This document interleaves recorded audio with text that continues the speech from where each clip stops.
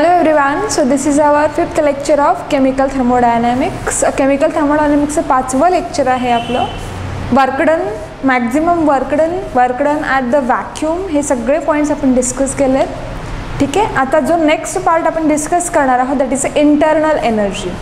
जो थेरीचा पार्ट आहे तो इथून स्टार्ट होतो बऱ्यापैकी आहे, त्याच्यामध्ये सुद्धा न्यूमरिकल्स, पण बराच जो पार्ट आहे तो थेरीचा आहे. So let's start the point that is entropy. That is internal energy, not entropy, sorry. That is internal energy. Next आपण जो पॉइंट डिस्कस करणार आहोत तो internal energy. First law of chemical thermodynamics and second law of chemical thermodynamics इथपर्यंत जाण्याचा प्रयत्न करणार आहोत, बट मॅक्स आज internal energy and first law of thermodynamics. ठीक आहे, हे आपण दोन पॉइंट काय करणार आहोत, डिस्कस करणार आहोत. तर बघा, पहिल्यांदा आपण बघूया internal energy. What is mean by internal energy? This internal energy, the name of point our is internal energy. ठीक है, and what is meant by internal energy? Internal energy, it is denoted by letter U. आता तुम्ही एक person आहात, तुमची काहीतरी एक sufficient energy आहे, this is your internal energy. ठीक आहे, कोणाची असेल, हा चॉक आहे, या चॉकची सुद्धा एक काही पर्टिक्युलर एनर्जी आहे. This energy we called it as a internal energy, right. जसं हा बोर्ड आहे, या बोर्डची सुद्धा काही पर्टिक्युलर एनर्जी आहे, त्या एनर्जीला आपण काय म्हणतो, इंटरनल एनर्जी. तुम्ही आहात, तुमची एक पर्टिक्युलर एनर्जी आहे, तुमचा मोठा भाऊ असेल त्याची किंवा मोठी बहीण असेल, तुमच्यापेक्षा त्याची एनर्जी काय असणार आहे, जास्त असणार आहे, म्हणजे त्याची इंटरनल एनर्जी काय जास्त आहे, तुमची काय कमी. तुमच्यापेक्षा जे लहान आहेत त्यांची एनर्जी तुमच्यापेक्षा काय कमी आहे, म्हणजे प्रत्येकाची इंटरनल एनर्जी व्हेरिएबल आहे. मग इंटरनल एनर्जी म्हणजे काय, own energy. This own energy we call it as a internal energy. ठीक आहे, मग what is mean by exact internal energy? ही एनर्जी नेमकी आहे काय, तर it is the sum of all kinds of energy. मग आता समजा माझ्याकडे आहे, I have a rotational energy, I have a kinetic energy, I have a potential energy, right. प्रत्येकाची एनर्जी आहे. आता मी कशापासून म्हणले की किंवा तुम्ही कशापासून म्हणलात, you are made up by the atoms. ठीक आहे, किंवा काही कंपाऊंड्सपासून तुम्ही बनलात, मग त्या कंपाऊंड्समध्ये काही ॲटम्स असतील, मॉलिक्युल्स असतील, त्यांची एनर्जी असेल. This energy may be a kinetic energy, this may be a potential energy, रोटेन्शियल एनर्जी असेल, कोणतीही असेल, त्या सगळ्यांचं कॉम्बिनेशन म्हणजेच काय, it is nothing but internal energy. All kinds of energy is known as a internal energy. जसा हा चॉक आहे, this chalk is made up by the carbon, calcium आणि ऑक्सिजन. कॅल्शियम कार्बोनेट आहे ना, सो कार्बन, ऑक्सिजन आणि calcium या ॲटमपासून म्हणलं. मग प्रत्येक ॲटमची काहीतरी एनर्जी असेल ना, मग सगळ्यांचे कंबायनिंगमध्ये जी एनर्जी आहे त्याला म्हणायचं इंटरनल एनर्जी. पॉईंट समजला असेल. This internal energy is denoted by letter U. मग जसं आपण स्टेट फंक्शन हा पॉईंट बघितला होता, स्टेट फंक्शन म्हणजे काय होतं, which gives the idea about the system. सिस्टीमबद्दल इन्फॉर्मेशन सांगतात. जसं तुम्ही एक सिस्टीम आहात, consider you are one of the system, आणि तुमच्याबद्दल तुमची एनर्जी आहे, किती आहे, वेदर इट इज हाय और वेदर इट इज लो, हे तुमच्याबद्दल इन्फॉर्मेशन सांगतं ना, राईट. तुमची एनर्जी जास्त आहे का कमी आहे, तुमच्याबद्दल इन्फॉर्मेशन सांगतं. Means internal energy is a state function. Always remember, internal energy is a state function. Question बऱ्याच वेळेला विचारला जातो, पाथ फंक्शन आहे का? No, internal energy is a state function. Point note down करून ठेवायचा, सीईटीला बऱ्याच वेळेला विचारला जातो. Internal energy is the state function, right. जर इंटरनल एनर्जी स्टेट फंक्शन आहे तर आपण काय करू शकतो, या इंटरनल एनर्जी जो काही स्टेट फंक्शन आहे त्याचं change in internal energy calculate करू शकतो. जसं बघा, स्टेट फर्स्ट आहे, दिस इज स्टेट फर्स्ट. समजा काय झालं, स्टेट सेकंडकडे ट्रॅव्हल केलं आहे. स्टेट सेकंडकडे ट्रॅव्हल करताना आपण असं इमॅजिन केलं आहे की याला आपण काही अमाऊंटमध्ये एनर्जी सप्लाय केली.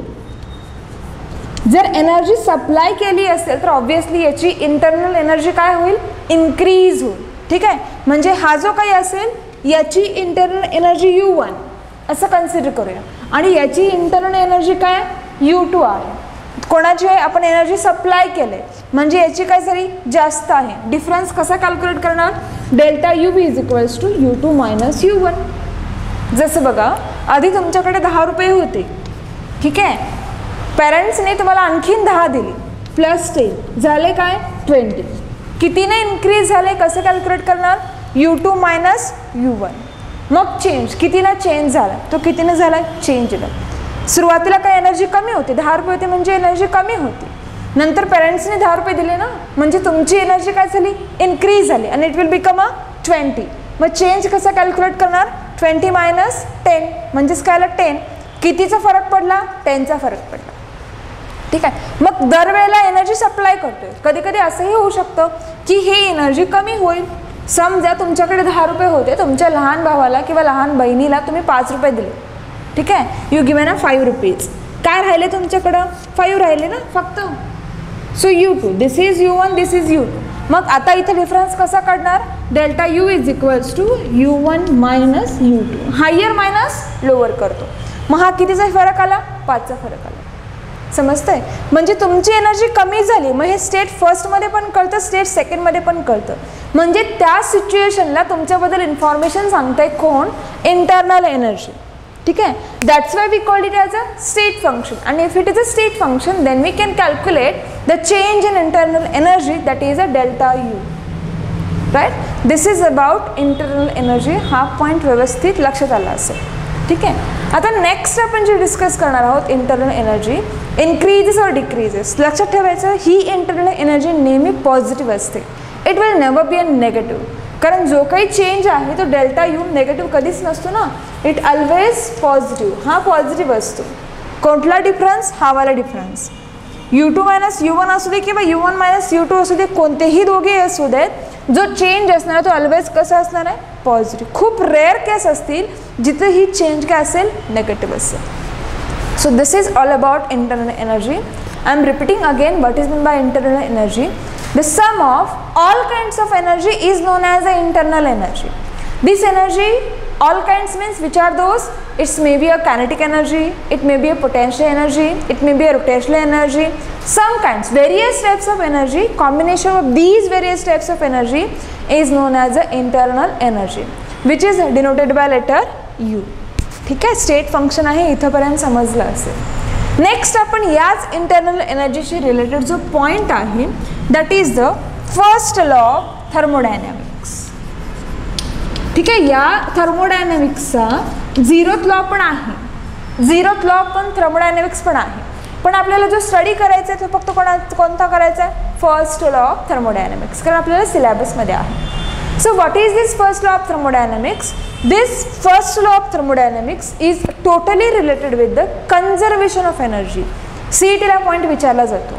The first law of thermodynamics is related with, कोणाशी रिलेटेड आहे, कन्झर्वेशन ऑफ एनर्जी. म्हणजे एनर्जीचं जे काही सेविंग असेल त्याच्याशी हा रिलेटेड आहे, conservation of energy. This is the first law thermodynamics. सीईटीला बऱ्याचदा प्रश्न विचारला आहे, बोर्डला सुद्धा 1 मार्कला विचारला जातो.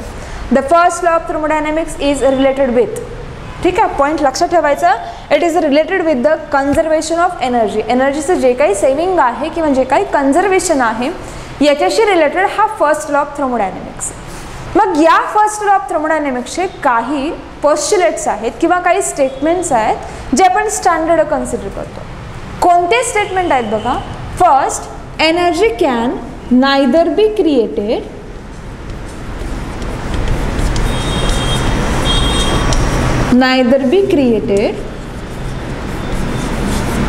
nor be destroyed.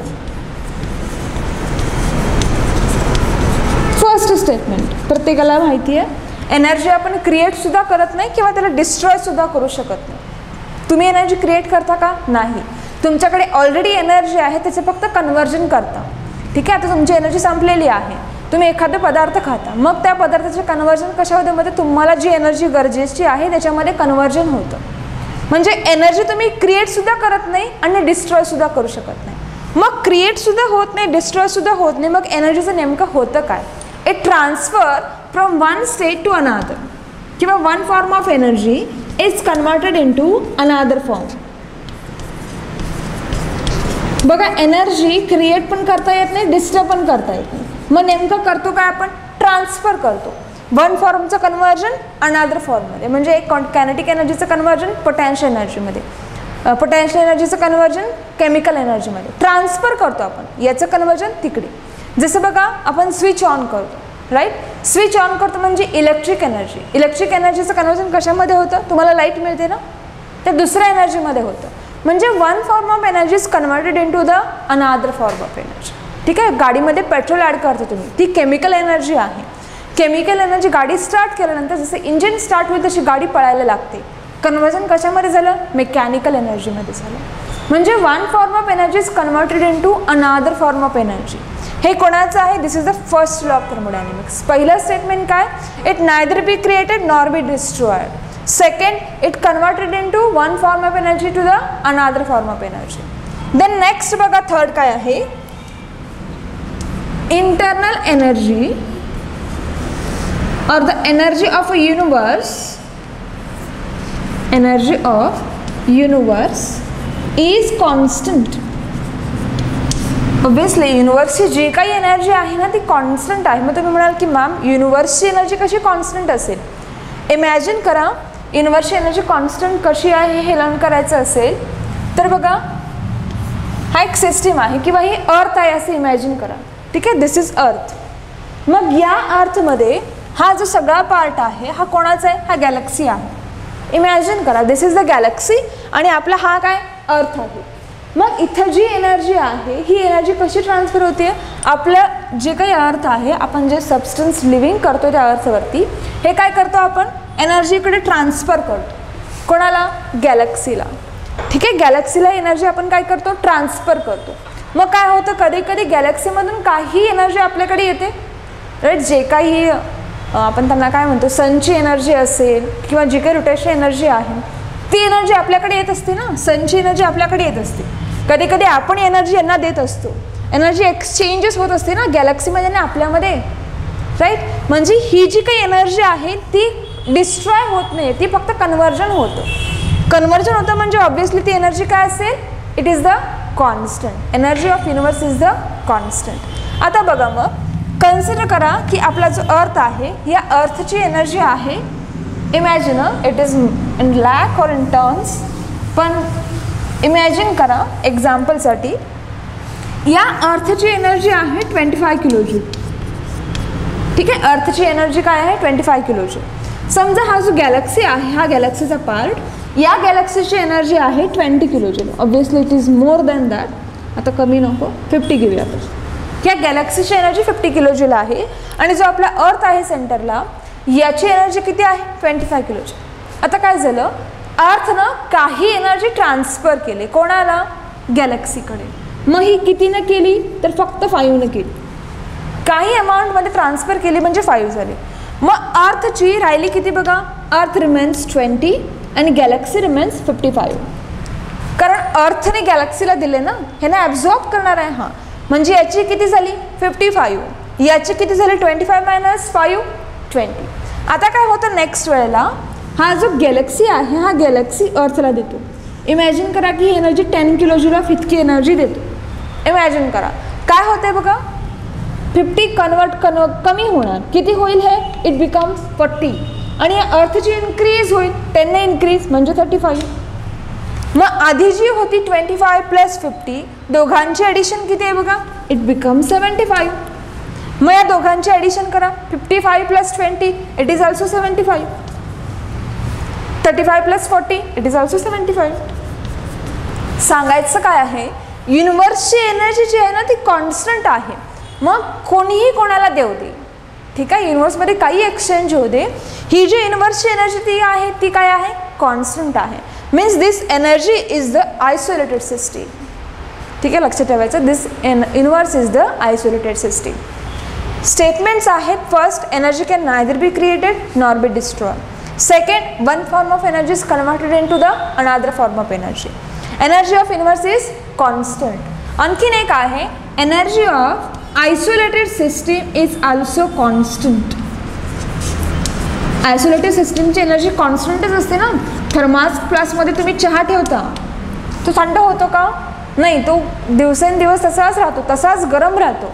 याचा अर्थ काय, ती जी काही एनर्जी आहे त्या चहाची म्हणजे सिस्टीम आहे ना तो, त्या काय आयसोलेटेड सिस्टीमची जी एनर्जी आहे ती काय आहे, इट इज कॉन्स्टंट. सो हे जे मेन 4 स्टेटमेंट्स आहेत बोर्डला 2 मार्क्सला विचारलं जातं. define first law of thermodynamics or give the postulates of first law of thermodynamics or give the statements of the first law of thermodynamics. 2 मार्क्सला विचारलं जातं. हियर तुमचा एक जो सेंटेन्स आहे तो मस्ट आला पाहिजे. First, it is related with the conservation of energy. हा कोणाशी रिलेटेड आहे? It is related with the conservation of energy. बघा, it neither be created nor be destroy. This is second. Third, one form is converted into another form. Third, energy of universe is constant आणि isolated system सुद्धा काय असते? Constant. So these are the statements of first law of thermodynamics. मग हे काय झालं? हे theoretically झालं. What about mathematically? मॅथमॅटिकली या फर्स्ट लॉ ऑफ थर्मोडायनॅमिक्सला डिफाईन कसं करायचं? ठीक आहे. आता हे डिफाईन सायंटिस्टने कोणत्या वेनं केलं बघा. So the way is delta U is equals to Q plus W. What is the way? Delta U is equals to Q plus W. So हे इक्वेशन आलं कसं बघा. This is system first. ठीक आहे, ही स्टेज फर्स्ट आहे. या stage फर्स्टला मी काय केले? काही अमाऊंटमध्ये हीट सप्लाय केली. I supplied the some amount of heat in the state first. काय होईल? चेंज होईल. Something will happen and something will change here. ठीक आहे, ही स्टेट काय झाली? सेकंड झाली. In the next step what I did some work on this system. ही सिस्टीम आहे आणि मी काहीतरी वर्क केलं या स्टेज सेकंडवरती. What will happen? Stage third will be appear. ठीक आहे, ही स्टेज थर्ड झाली. पहिली स्टेज जिथं आपण काहीतरी अमाऊंटमध्ये हीट दिली आहे. सेकंड स्टेज जिथं आपण काहीतरी वर्क केलं आहे कोणावरती? त्या स्टेट सेकंडवरती. मग ही आपली स्टेट थर्ड मिळाली. बघा, स्टेट फर्स्ट जो आहे याची इंटरनल एनर्जी काय आहे? U1. हीट दिल्यामुळं एनर्जी काय होणार आहे? It becomes increases. इन्क्रीज होते म्हणजे याची एनर्जी काय होईल? U2. जो काही चेंज त्याच्यानंतर काही वर्क केलंय ते सुद्धा काय होत आहे? इन्क्रीज होते. म्हणजे हे काय आलं? U3, U1, U2 and U3. ठीक आहे, चेंजेस दाखवलेत आपण. जी काही एनर्जी इन्क्रीज होते या आपण चेंजेस दाखवलेत. मग या चेंजेसमध्ये बघा, सगळ्यात जास्त कोणाची असणार आहे? थर्डची असणार आहे. का? पहिल्यांदा आपण हीट दिलंय, नंतर काही अमाऊंटमध्ये वर्क केलंय, म्हणजे थर्ड स्टेजचीच एनर्जी काय होते? इंटरनल एनर्जी इन्क्रीज होते. मग कितीने इन्क्रीज होते? कसं कॅल्क्युलेट करणार? U3 minus U1. इथून इथं काय चेंज झाला? So that is the U3 minus U1. म्हणजेच काय आलं बघा? Delta U. ठीक आहे, मग हा डेल्टा U कसा काढला आपण? U3 minus U1. And this is nothing but पहिल्यांदा आपण काय ॲड केलं? हीट. आणि नंतर काय केलं? Work. So that is delta U is equals to Q plus W. This is the mathematical expression of the first law of thermodynamics. हे mathematical expression आहे. मग याच mathematical expression वरती काही प्रोसेसेस आहेत फर्स्ट लॉ ऑफ थर्मोडायनॅमिक्स. ठीक आहे, पहिल्यांदा हे पॉईंट व्यवस्थित लिहून घेतले असतील. एकदा नोट डाऊन करून ठेवा नोटबुकमध्ये. बऱ्याच वेळेला हा पार्ट समजत नाही. Delta U is equals to Q plus W हे कसं आलं, डिफाईन कसं झालं हे नाही समजत. सो बघा हा कसा डिफाईन होतो. दरवेळेला असं नाही की फक्त एनर्जी आपण ॲडच करतोय. असंही होईल की सिस्टीम सराउंडिंगवर ते ॲक्ट होईल. हा मॅथमॅटिकल फॉर्म सायंटिस्टने डिराईव्ह केला आहे. कधी कधी काय होऊ शकतं, समजा मी हीट ॲब्सॉर्ब केली, एकदा मी हीट ॲब्सॉर्ब केली, सेकंड वेळेला वाटलं की नाही कोणीतरी माझ्यावरती वर्क नाही केलं पाहिजे, I am going to work, मी वर्क करणार आहे, म्हणजे माझी एनर्जी काय होणार आहे? डिक्रीज होणार आहे. जसं बघा मला माझ्या पेरेंट्सने पहिल्यांदा 10 रुपये दिले. I have already 10 rupees. Parents given me 10 rupees. How main किती झाले हे? 20. आता काय केलं मी, त्यातलेच 5 रुपये माझ्या बहिणीला देऊन टाकले. म्हणजे माझी एनर्जी काय झाली? कमी होत गेली ना. असं नाही की दरवेळेला मी ॲब्सॉर्बच करत राहीन. Sometimes I will evolve.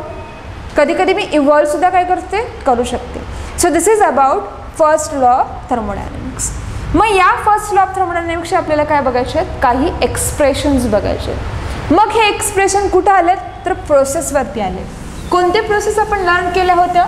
तर आठवते का बघा? Isobaric process, isochoric process, adiabatic process, ठीक आहे, आयसोथर्मल प्रोसेस.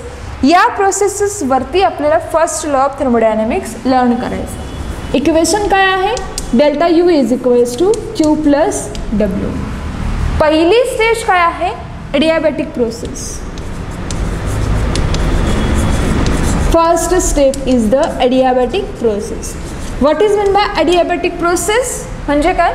जिथं no exchange of energy of heat, no exchange of heat between system आणि सराउंडिंग. जे काही हीट आहे त्याचं एक्सचेंजेस होत नाही आहे, हीटचं एक्सचेंज होत नाही आहे, म्हणजे आपला क्यू काय आला बघा? 0. जर क्यू 0 आला तर हे इक्वेशन कसं असेल बघा? या इक्वेशनला मी देते बाळांनो equation A. So equation A becomes कसं होईल? Delta U is equals to W. ठीक आहे, हे इक्वेशन कसं होणार? Delta U is equals to W, कारण क्यूची व्हॅल्यू काय आहे? 0. दिस इज जी सेकंड प्रोसेस आहे. This second process is the isothermal process. आता आइसोथर्मल प्रोसेस म्हणजे काय? जिथं डेल्टा यूची व्हॅल्यू काय असते? It becomes 0. Delta U is equals to 0. जर delta U is equals to 0 असेल तर आपलं इक्वेशन काय असेल बघा? So equation A becomes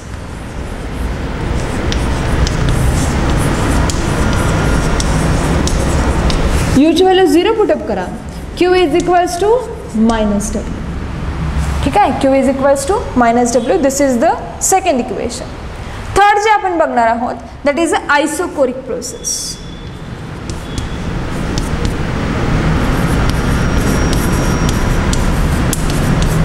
isochoric process म्हणजे काय बाळा? जिथं चेंज इन व्हॉल्यूम काय असतो? 0 असतो. चेंज इन व्हॉल्यूम 0 म्हणजेच कोणता? तर delta V is equals to 0. मग तुम्ही म्हणाल की ma'am delta V is equals to 0 ह्या इक्वेशनमध्ये कुठेच नाही आहे. हा तर यू आहे, व्ही नाही आहे, तो इथे तर कुठंच नाही आहे. तर बघा आपल्याला वर्कडन हा वर्क माहिती आहे. वर्कडन म्हणजे काय? W is equals to minus P into delta V. Equation माहिती आहे ना? मग हे minus P into delta V, delta V 0 आला म्हणजे डब्ल्यूची व्हॅल्यू सुद्धा काय आली? 0. म्हणजे हे सुद्धा काय झालं? 0. आपलं इक्वेशन काय आलं? Delta U is equals to Q. So isochoric प्रोसेसमध्ये इक्वेशन काय आलं बघा? Delta U is equals to Q. ठीक आहे, पॉईंट लक्षात ठेवायचं. आयसोकोरिक प्रोसेस वर delta U is equals to Q. हे प्रोसेसेस CETला बऱ्याच वेळेला विचारले जातात आणि बोर्डला सुद्धा विचारले जातात. ठीक आहे, कोणते process? Adiabatic process, isothermal process, isochoric process. हे प्रोसेस कुठं आहेत? तर फर्स्ट लॉ ऑफ थर्मोडायनॅमिक्समध्ये आपण सुरुवातीला जे प्रोसेस बघितलं होतं adiabatic process where only Q is equals to 0. Question काय विचारला जातो? The adiabatic process in first law of thermodynamics the equation becomes काय असणार आहे बघा? Delta U is equals to W. So ही कोणती झाली? आयसोकोरिक प्रोसेस झाली. नेक्स्ट जी राहते मानो ती आहे आयसोबारिक प्रोसेस. आता आयसोबारिक प्रोसेस म्हणजे काय? जिथं pressure becomes 0. Delta P is equals to 0. बघा फोर्थ जी आहे थोडीशी इंटरेस्टिंग आहे, that is a isobaric process. पण आपल्याला माहिती आहे आपण एखादी प्रोसेस करत असताना प्रेशर त्या कंटेनरमध्ये प्रेशर कॉन्स्टंट ठेवू शकतो का? नाही ना. एखादी केमिकल रिॲक्शन होत असेल तर त्या केमिकल रिॲक्शनमध्ये प्रेशर कॉन्स्टंट ठेवणं इतकं पॉसिबल आहे का? No, it is not possible. म्हणजे delta P is equals to 0 येऊ शकत नाही. It is not equals to 0. मग इक्वेशन काय आलं बघा? Delta U is equals to Q plus W. म्हणजेच क्यूची व्हॅल्यू काय आली बघा? Q is equals to delta U minus W. ठीक आहे, फक्त मॉडिफाईड करून घ्यायचं. So these are the processes regarding with the first law of thermodynamics. बोर्डला first law of thermodynamics विचारायचं होतं 2 मार्क्ससाठी आणि या ज्या प्रोसेसेस आहेत या प्रोसेस CETसाठी विचारले जातात. सो हे प्रोसेस व्यवस्थित समजून घ्यायचे. इंटरनल एनर्जीचे स्टेट फंक्शन हा पॉईंट नोट डाऊन करून ठेवायचा. नोटबुकमध्ये एका कोपऱ्यामध्ये लिहून ठेवायचे कोणते कोणते स्टेट फंक्शन्स आहेत, कारण इथून पुढे आपल्याला स्टेट फंक्शन येणार आहेत. क्वेश्चन विचारताना which of the following is the state function, which of the following is the path function, असा क्वेश्चन विचारला जातो. पाथ फंक्शन 2च आहेत जे आपण नेक्स्ट सेशनला डिस्कस करणार आहोत. पण जे स्टेट फंक्शन आहे ते pressure, volume, temperature, internal energy, these are the state function. CETला खूपदा विचारलेत म्हणून मी सांगते, ठीक आहे, बोर्डला सुद्धा विचारतात. So this is today's, that is the first law of thermodynamics and internal energy. जो नेक्स्ट सेशन आहे, नेक्स्ट पॉईंट आहे, तो आपण नेक्स्ट सेशनला डिस्कस करू.